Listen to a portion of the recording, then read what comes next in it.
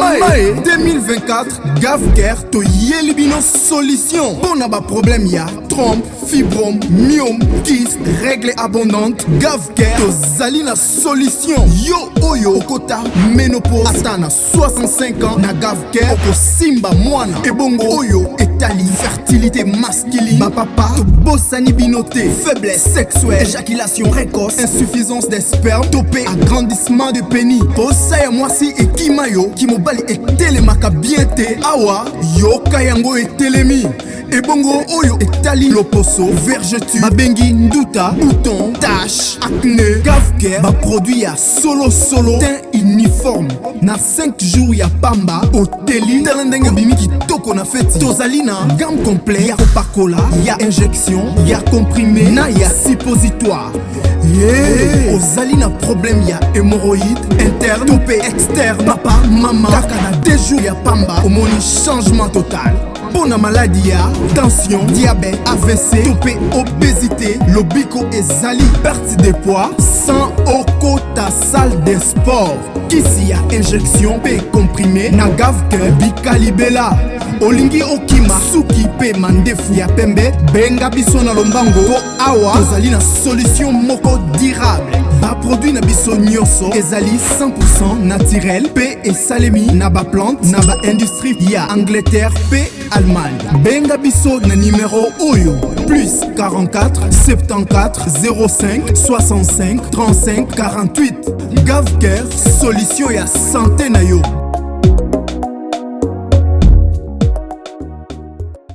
Gavker aye na ba makambo ya kitoko. Gavker aye penza na ba solution ya kilikili. Gavker bandeko nanga aye po na lobiko na bino. Na Gavker bika na yo penza libela na système moko ya kitoko penza mingi makasi. Voilà. Lelo toye lisusu na Peniel Nsamba toye na pasteur Mike Kalambai. Nini esilaka te? Nini esilaka te bandeko na ngai? Tomona kata kutu filme ya Jésus. Filme wana esila. Tolanda yango landa ekomaki na suka. Tomona tolanda ba filme ba Jack Bauer. Ebele ya batu bayebi ba filme wana 24 heures chrono. Batu ba okama filme okosila mais esila. Totala ba filme bandeko na biso ba indien ba série na bango. Mosu tomi tuna série oyo kokoma tina suka. Ti tokovanda tolamuki série esili. Mais likambo nini esilaka te? Likambo nini esilaka te oyo penza ekoti na vie ya pasteur Mike Kalambai kobala Peniel oyo bala Peniel bandeko nanga ekomi neti likambo. Pasteur Mike azali susu na esengo te. Pasteur Mike azali susu na paix du cœur te. Pasteur Mike akomi kaka alali ala muki makanisi ezaka mata kita. Pourquoi? Parce que abala ki Peniel. Bandeko nanga ezo sala pasi. Ata soki botali na elongi ya pasteur Mike Kalambai. Bo comprendre kaka non, papa na biso, pasteur na biso oyo azo leka na ba moment moko pas possible. Ya makasi penza, eza babilo mosusu alobaka na yebte. Abrizaka na silence te, eza teke amonaka te. To esalaka ye pasi te, esalaka ye pasi. Mais eza kaka kimubali mosusu, eza kaka musala nzambe soki na lakisi keno e osala nga pasi ke dio bandimi bakoloba nini bakosala pe nini. Bandeko nanga eza pasi. Kande na lobaka pasi pe mawa. Peniel azotika pasteur Mike Kalambai te. Pasteur Peniel akomi kaka mata kitana pasteur. Pasteur na biso azali susu na esengo te bandeko na ngai. Tika ndenge to mona biso nyonso le 26 awa eza concert à pasteur Mike Kalambai, mais kotala penza pasteur Mike Kalambai ola kisa penza ke mosusu na ye moko kibo mutu au banga. Est-ce que concert o ekosalema to ekosalema te? Ekosalema te au banga. Bokotala ngo kana elongi. Nzambe. Situation nini esilaka te? Situation penza nini esilaka te? Tobotamaka, tobandi classe maternelle, tosilisi. toke primaire tosilisi, toke secondaire tosilisi, toke université tosilisi. Omona mutu abali to babali ye akomi kobota ti akokola akufi histoire na ye esili. Mais oyo ekosilaka mokolo nini? Bandeko na nga ndenge eza boye eyaki kosala ke non pasteur Mike Kalamba ayekomona ke trop c'est trop. Trop penza c'est trop. Il fallait engager ba avocat na ye. Parce que à 4 jours il y a concert na ye ba makambo komi kili. Connaissant pasteur Mike Kalamba et surtout na ndenge ayembaka ka ndenge ayosala ba publicité déjà ya Zénith na minute oyo tolingaki to beta maboko kino ndenge eza boye salle déjà ya Zénith basi basombi batike. Mais pour votre information 70% ya batunde basombi. Ya sœur Deborah Lukalu tomonaki 2 semaines soki une semaine avant concert na ye déjà batike nyonso bato basombaki. Mais ce n'est pas le cas avec le pasteur Mike Kalamba. Il y a même d'autres personnes au basomba batike bakomi kobanga, je m'excuse, bakomi na posa bazongisela bango bambongo. Pourquoi? Parce que penyala yaki na système ya boycotté. Yango esali ke baebele ya batu bakomaki na bango kobanga. Est-ce que makambo ekokende, makambo ekozala bientôt ekozala nango bientôt. Et osala pasi. Yango esali ke non pasteur na biso lelo alobi il faut qu'on engage avocat. Naza na avocat nanga likolo oyo azobundela nga. Mais za makambo susu naza pe besoin na avocat aya kotelema pe na makambo yo. Bandeko nanga ekomi pasi pe mawaka ndenga moko na lobaka. Congolais, Congolaises, partout ozali kotala biso toyeli yo offre oyo ezali na kati ya maluku vente ya ba terrain ya 20 mètres sur 15 awa na kati ya commune ya maluku. Ba terrain oyo ezali kitoko, ezali na emplacement ya bien, ezali plat, ezali ba terrain oyo ezali na problème ata moko te. Ndeko na biso ozali kotala biso, contactez biso na numéro oyo ezali affiché na ba bande d'écran na bino. Contactez biso pour na ba précision. Ba terrain oyo ezali kotekama na $350 ya pamba. Na $350 ya pamba ozui terrain na yo ya 20 mètres sur 15. Et puis il y a aussi possibilité ya kosomba terrain à crédit soki ozosomba à partir il y a 5 terrains. Donc à partir il y a 5 terrains mata ozali na possibilité ya kofuta ndambu. Voilà opportunité yango yo na porte ya ndako na yo.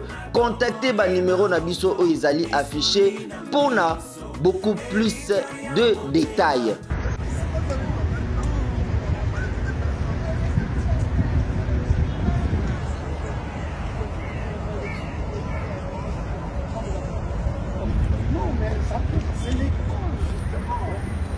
Depuis plusieurs mois, plusieurs années, mon client, M. Mike Kalamba, fait l'objet d'une campagne de déstabilisation de sa personne.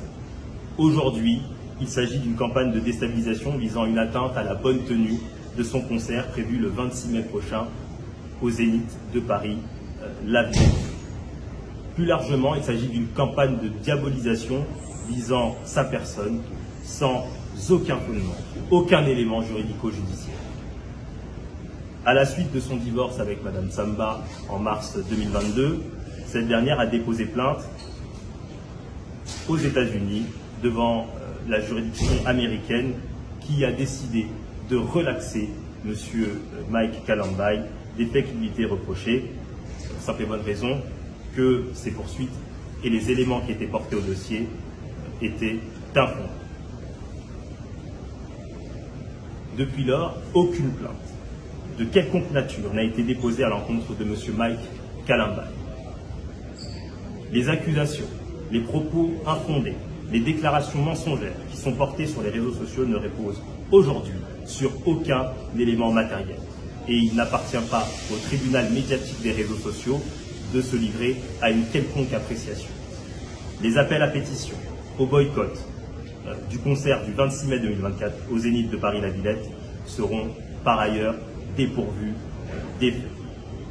il convient de rassurer l'ensemble des spectateurs et des clients ayant payé leur billet pour ce concert, car les effectifs de sécurité ont été renforcés après avoir pris attache avec la mairie de Paris et les équipes de sécurité du Zénith de Paris-La Villette.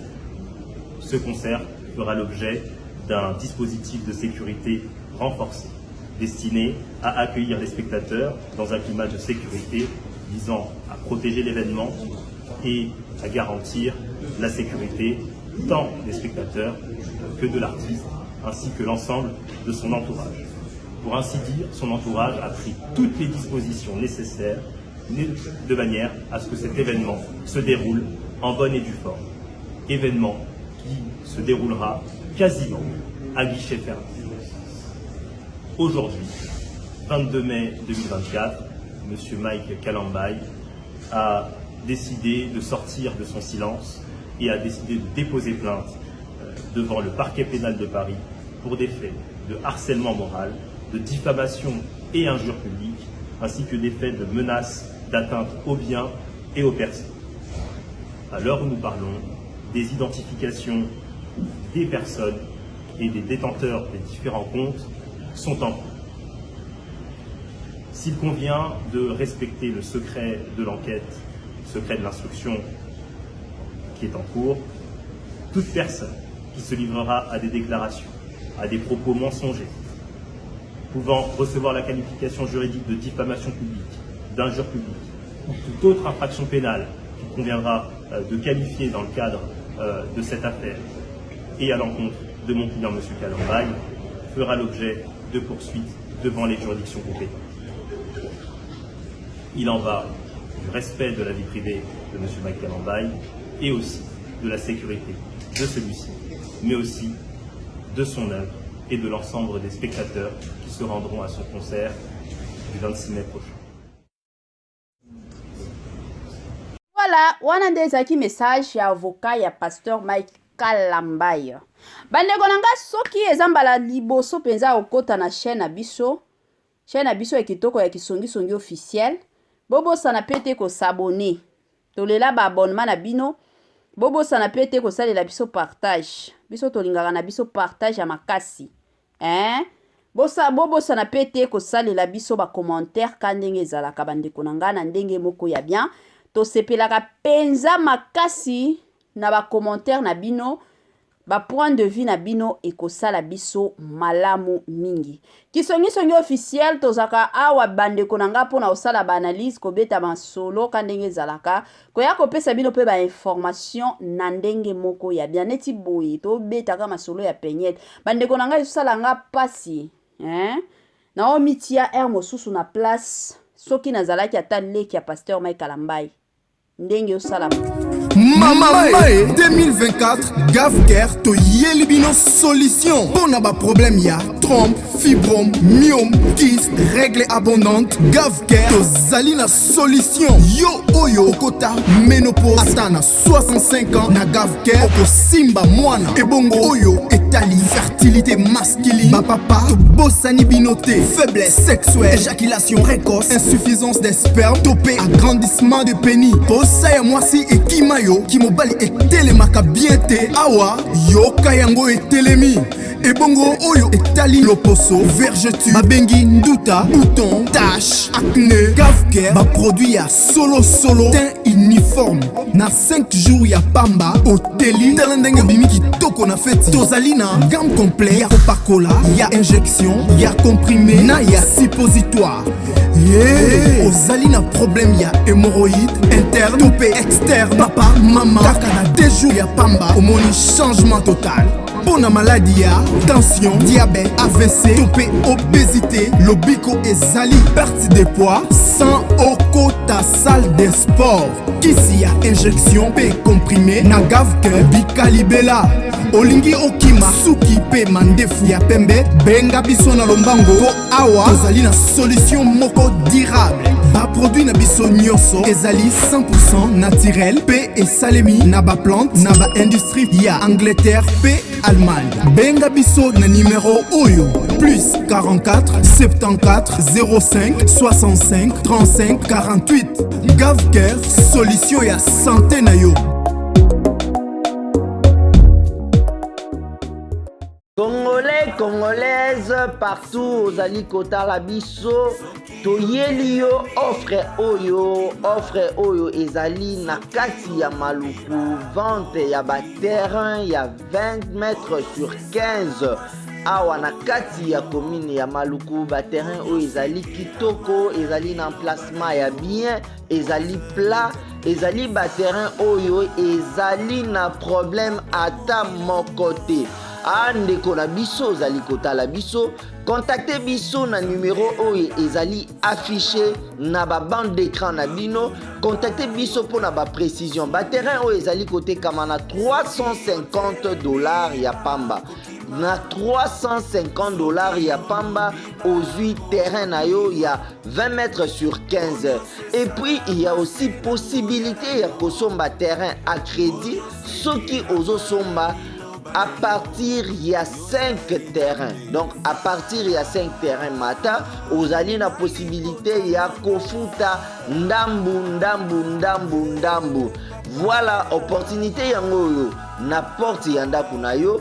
Contactez ba numéro na biso o izali affiché pour na beaucoup plus de détails.